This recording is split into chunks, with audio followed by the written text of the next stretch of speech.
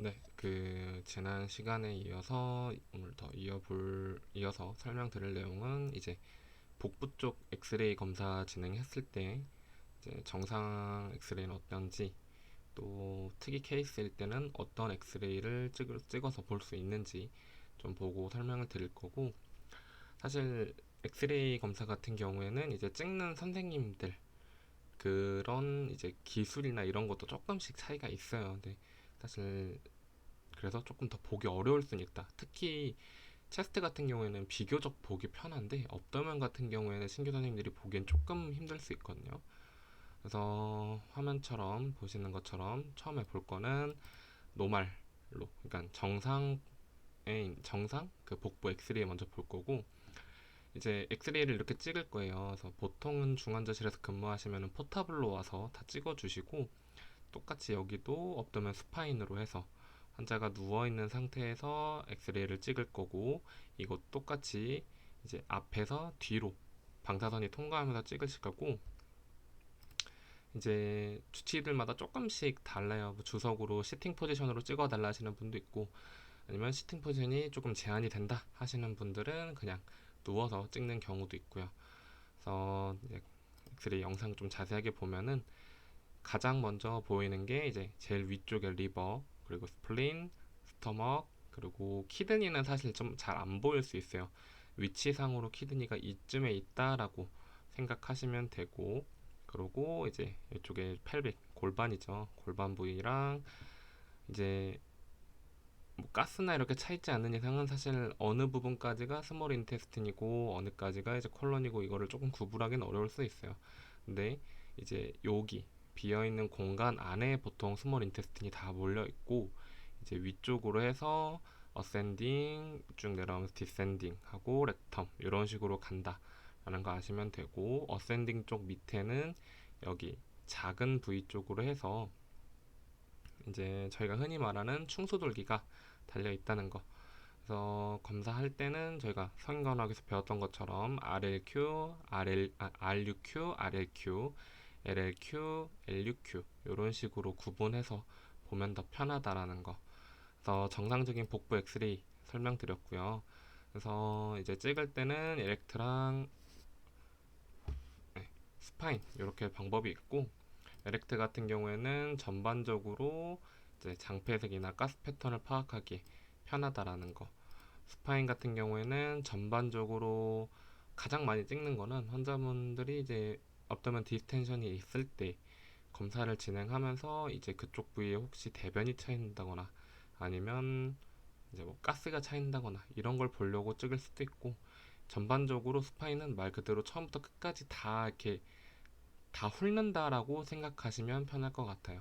그래서 또 하나 검사하시는 방법은 KUB라는 검사 방법도 있고, 이건 비뇨기과에서 주로 진행하고 하복부 내에 있는 이제 비뇨기계 모양이나 결석 등을 파악하려고 활용한다라는 것까지 아시면 좋을 것 같아요.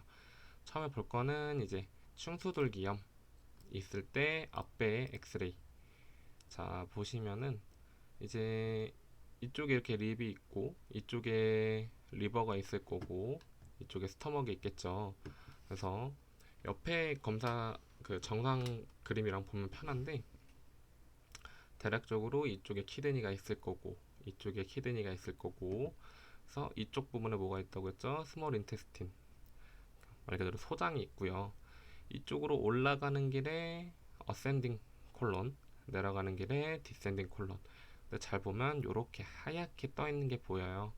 그래서 복부를 또 4등분으로 나눌 수 있다고 했죠. 네, 보면은 여기 지금 RLQ 우측 하복부쯤에 하얗게 종양이 있고, 어센딩 콜론 쪽에 하얗게 있죠. 요거는 이제 충수돌기염이라고 의심해 볼 수 있어요. 그래서 엑스레이 상으로 실제 검사했을 때 이렇게 하얗게 보인다는 거 하고, 이제 선생님들이 뒤에서 좀 보다 보면은 사실 처음에 엑스레이 그 업다면 엑스레이 쪽에서 가장 많이 볼 거는 아마 요걸 거예요. 스템 레더 사인이라고 해갖고, 이제 가스가 차 있으면은 이렇게 요 엑스레이처럼 계단식 모양으로 이렇게 쭉쭉쭉 올라가는 거 보일까요? 이쪽도 그렇고 보면은 이쪽이 어센딩 콜론, 이렇게 해서 옆으로 돌아서 디센딩 콜론까지 오는 길인데, 지금 정상적이라면 가스가 차 있으면 안 되죠. 가스가 차 있다는 건 다른 말로 표현하면 가스가 배출이 안 된다는 거고, 이렇게 계단식의 모양의 그 가스가 차 있다는 거를 볼 수 있고, 지금 좀 많이 차 있는 상태세요, 이 환자 같은 경우에는. 그래서 계단 모양의 가스가 위장관 내 정체되어 있는 것을 의미한다라는 거. 그래서 요 모양이 보이면은 이제 흔히 말하는 일레우스, 장폐색을 의심해 볼 수 있다라는 거. 그래서 이런 일레우스는 크게 종류는 두 가지로 나눌 수 있어요. 메카니컬 일레우스 그리고 파랄리틱 일레우스, 이렇게 두 가지로 나눌 수 있고, 그 메카니컬 일레우스 같은 경우에는 말 그대로 기계적으로 장폐석이 돼 있다. 기계적이 뭐냐? 아래 읽어보시면 편하고, 자, 기본적으로 소장 및 대장의 어느 부위에 기계적인 방해, 다른 말로 이제 종양이나 아니면 뭐 특수한 다른 것들로 인해서 막혀서 움직이지 않는 경우. 그래서 여기 같은 경우에도 지금 두 엑스레이를 비교해 보면 조금 많이 차이가 보여요. 그래서 사실상 여기는 대변이 지금 좀 차 있는 것 같고, 그래서 일레우스의 기본적인 증상들은 비슷해요. 변비, 구역, 구토, 당연히 나오는 게 없으니까 들어가지도 않겠죠. 식이 저하, 당연히 막혀 있으니까 배 아픔, 복통도 있을 거고요. 그래서 요렇게 스테빌레우스도 그 환자 스텝 레더 사인도 보이고, 여기 옆에 같은 경우에는 파랄리틱 일레우스라고 해서 다른 말로 그냥 obstruction이라고도 하거든요. 흔히 마비성 장폐색이라고 부르는 엑스레이의 그림이고요. 기계적인 방해를 받지 않음에도 장운동이 이루어지지 않는 경우다. 근데 이게 정상일 때도 있어요. 뭐냐면 보통 OP를 받고 나서, 특히 복부 쪽 OP를 받고 나서는 아무래도 OP를 진행하면서 마취가 진행이 되겠죠. 그래서 아직 장 운동이 활발하게 돌아오지 않은 거예요. 그래서 48시간에서 72시간까지도 정상으로 보는 경우가 있고, 이제 만약에 환자가 너무 통증을 많이 호소해서 오포이드 계열 쪽 마약성 진통제를 과다하게 사용하면은 이때도 장 운동이 활발하게 움직이지 않아요. 그래서 네, 이때도 발생 가능하고, 증상은 장폐색이 어쨌든 이것도 장폐색의 한 종류라서 이렇게 증상을 보일 수 있다라는 거, 이렇게 아시면 좋을 것 같아요. 다음은 변비. 중환자실에 있다 보면은 다른 와상병동도 마찬가지고, 아무래도 빼드리든 대상자 같은 경우에는 움직이지 못하니까 대변이 좀 많이 차 있는 경우가 있어요. 자, 요 두 사진 똑같은 사진이고, 잘 보시면 이쪽 아래 이렇게 빨간색 화살표로 보이는데, 지금 아래 대변이 엄청 차 있는 모습을 보일 수 있어요. 사실상 렉텀은 내려가면서 길이 좁아지는데 이만큼의 변이 굳어 있고 딱딱하게 뭉쳐 있어서 위에 이것들도 다 변이거든요. 변이랑 가스가 차 있는 모습이고, 사실 관장도 사실 불가능해요. 이때는 저희가 이제 핑거 에네마로 살짝씩 긁어내주면서 그 이제 환자 이누스 쪽으로 문제 안 생기게끔 살짝씩 긁어내주면서 얘를 조금 제거를 해줘야지 우르르 쏟아져 나올 거예요. 옆에는 CT 그림이고, 여기도 잘 보면은 이쪽으로 내려가면서 렉텀이 있는데, 자, 여기도 대변, 여기도 대변, 요렇게 쭉 차서 여기도 대변, 가스랑 대변 꽉 차 있는 모습 보일 수 있고요. 네, 요렇게 이제 변비 대상자들의 업도면 엑스레이랑 업도면 CT라는 거 구분하시면 좋을 것 같고, 다음은 브레인 CT. 이제 사실 보는 방법은 조금 더 복잡해요, 브레인 CT 같은 경우에. 근데 이제 몇 가지 그냥 특징적인 것만 보면서 설명을 드릴 거고, 여기서 다룰 거는 이제 헤모레지, 그 브레인 헤모레지 쪽을 다루면서 설명을 좀 드릴 거예요. 그래서 브레인 CT를 왜 찍냐? 기본적으로 뇌의 구조적인 문제나 질환, 특히 급성 뇌출혈을 감별하는데 용이하기 때문에 사용하고, 여기 보면은 이제 저희가 흔히 말해서 두개골부터 해서 그 머리 쪽에 있는 피부부터 해갖고 안에 있는 가장 얇은 피아메터까지 구조상으로 나와 있는 거예요. 그래서 스킨, 뭐 뼈막, 뼈 하고 이제 여기가 중요하고요. 듀라메터, 아라크노이드, 피아메터, 이렇게 세 가지 막이 있어요. 그래서 어느 부위에 출혈이 있냐에 따라서 CT상에서 보이는 소견도 다르고, 실제로 뒤에서 설명드릴 케이스에서 그냥 부분적으로만 그 해당 케이스에 두드러지는 제가 사진을 갖고 왔을 뿐, 실제로는 뭐 서브듀라도 같이 있을 수 있고 뭐 서브 아르카노이드도 같이 있을 수 있고, 실제로 CT는 영상을 내려 보면서 보고 판단하는 게 제일 정확합니다. 그래서 이와 같이 뇌는 여러 개의 막으로 보호받고 있고, 어느 부위에 출혈이 발생했냐에 따라서 증상과 치료 및 예후가 결정이 된다라는 거. 가장 먼저 볼 거는 이제 내막의 가장 바깥쪽 막인 듀라메터 쪽인데, 그 중에서도 에피듀랄, 네, 에피듀라고 내막의 밖에 출혈이 생긴 경우에 이제 브레인 CT 영상이에요. 잘 보시면 여기가 이제 요렇게, 잘 보시면 요렇게 스컬이 있고요. 안에는 넥처스 같은 게 흐르고 있겠죠. 잘 보면은 이제 가장 바깥쪽 내막의 경막 밖에 출혈이 있는 경우에, 여기 보면은 이게 아무래도 기본적으로 의학 같은 게 서양에서 조금 많이 발달을 했다 보니까 표현하는 거를 럭비공 모양으로 표현을 해요. 이 환자 같은 경우에는 스컬은 이렇게 돼 있는데, 자, 스컬은 이렇게 돼 있는데 지금 안쪽 에피듀라 쪽에서도 헤머리지가 있고, 요게 좀 더 차서 바깥으로까지도 나와 있는 모습이에요. 여기도 좀 하얗죠. 여기도 아마 헤마토마가 차 있을 거예요. 그래서 두개골 출혈 부위가 별다른 경계선 없이 이어져 있는 게 눈에 보인다라는 거. 요 정도 특징 아시면 될 것 같아요. 보시면은 이제 이게 브레인 CT상에서 가장 맨 끝, 그러니까 바깥쪽으로 올렸을 때 보이는 사진이고, 안쪽에서 이렇게 봤을 때 이렇게 두개골이랑 이렇게 구분이 경계선 없이 있다는 게 보이는 거 있고요. 전반적으로 헤모리지, 그 브레인 헤모리지는 특징이 거의 비슷비슷해요. 아무래도 뇌 쪽, 전반적인 우리 몸의 중추를 담당하는 그 뇌에 문제가 생긴 거기 때문에 ROSC 있을 수 있고요. 두통 있을 수 있고, 심한 경우에는 이제 마비 증상이 있을 수 있죠. 근데 이제 어느 부위에 발생했냐에 따라서 마비 증상이 조금 다를 수 있어요. 선생님들도 학교에서 배웠다시피 뭐 우측 뇌에 뭐 경색이라든지 헤모리지가 찼어요. 그래서 우측 뇌가 문제가 생긴 경우에는 몸 같은 경우에는 반대쪽인 좌측에 위크니스가 생길 수 있고, 반대로 얼굴 안면부 쪽에는 똑같이 오른쪽에 위크니스나 이런 마비 증상이 생길 수 있다라는 거 알고 가시면 좋을 것 같고요. 다음은 서브듀라, SDH, 서브듀라 헤모레지라고 부르는 이제 듀라메타의 안쪽 부분이에요. 서브니까 밑에 쪽 부분이겠죠.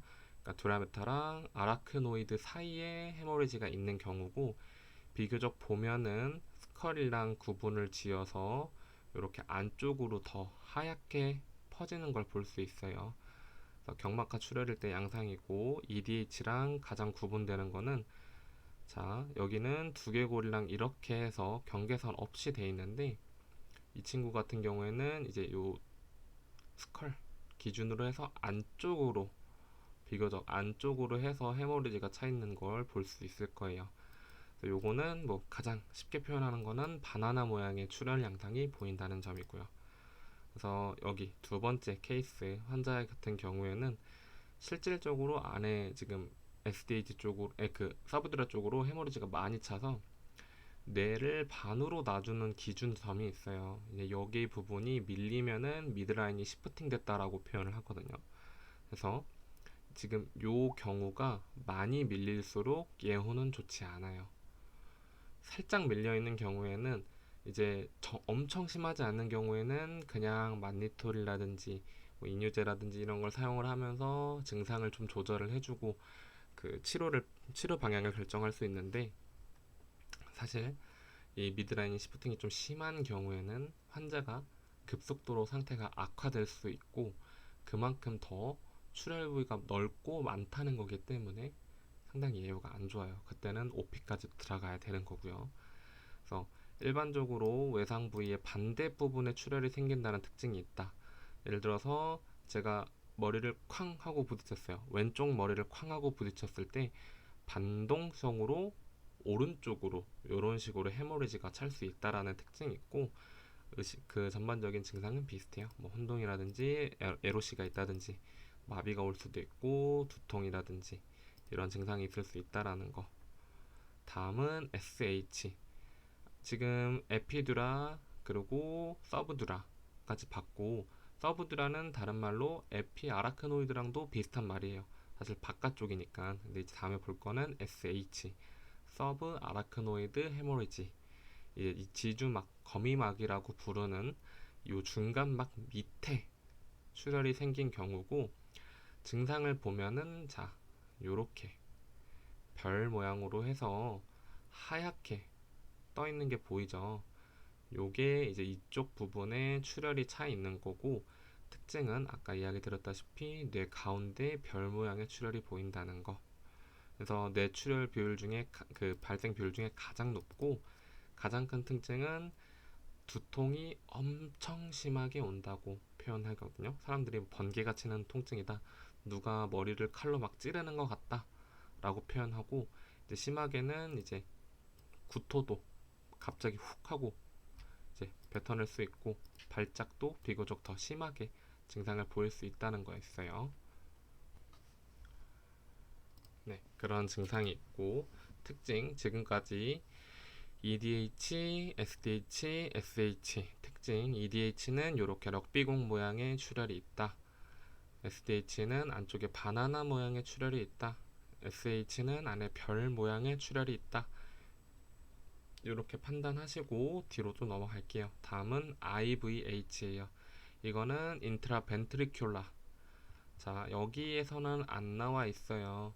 근데 더 안쪽에 뇌실 내 쪽으로 해갖고 출혈이 있는 경우고, 이게 실제로 선생님들이 그 브레인 CT를 쭉쭉 검사를 내려보다 보면은 안쪽에 요렇게 나비 모양의 실질 조직이 있는데, 이쪽 부위에 출혈이 있는 경우를 IVH, 인트라벤트리큘라 헤모리지라고 부르고요.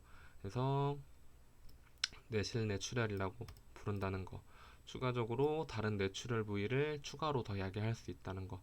그만큼 더 안쪽에 출혈이 있다는 거는 바깥쪽에도 출혈이 있을 가능성이 엄청나게 크다는 거고요. 그래서 일반적으로는 똑같이 두통, 구역, 구토, 발작, 에로시, 이때는 ICP 관리가 매우 매우 중요하고, 여기 같은 경우에도 첫 번째 케이스 보면은 미드라인 시프팅이 좀 상당히 많이 돼 있는 경우에요. 원래는 나비 모양이 여기처럼 이런 식으로, 세 번째 그림처럼 이런 식으로 나 있어야 되는데 지금 안쪽으로 더 커져 있죠. 사실상 이거는 IVH랑 뒤에서 볼 ICH가 같이 동반된 경우라고 볼 수도 있어요. 다음 마지막으로 볼 거는 인트라크레니얼, 이제 뇌내 출혈 영상이고 CT 영상이고요. 잘 보면은 이제 어느 한 부위에 국한되는 게 없이 뇌 실제 조직 내 안쪽으로 해서 이렇게 동그랗게, 흔히 레몬 모양이라고 또는 공 모양이라고 표현을 하고요. 선명하게 출혈되어 있는 게 보이죠. 여기는 비교적 더. 그래서 일반적으로 증상은 비슷하다라는 거, 이렇게 알면 될 것 같고, 이제 제가 이야기 드려주고 싶은 거는, 저희가 특히 급성기로 그 뇌출혈이 있는 대상자에 왔을 때 BP 팔로업을 계속해요. 그 이제 병동에서는 급성 뇌출혈 환자를 못 받고 보통 ICU에서 보잖아요.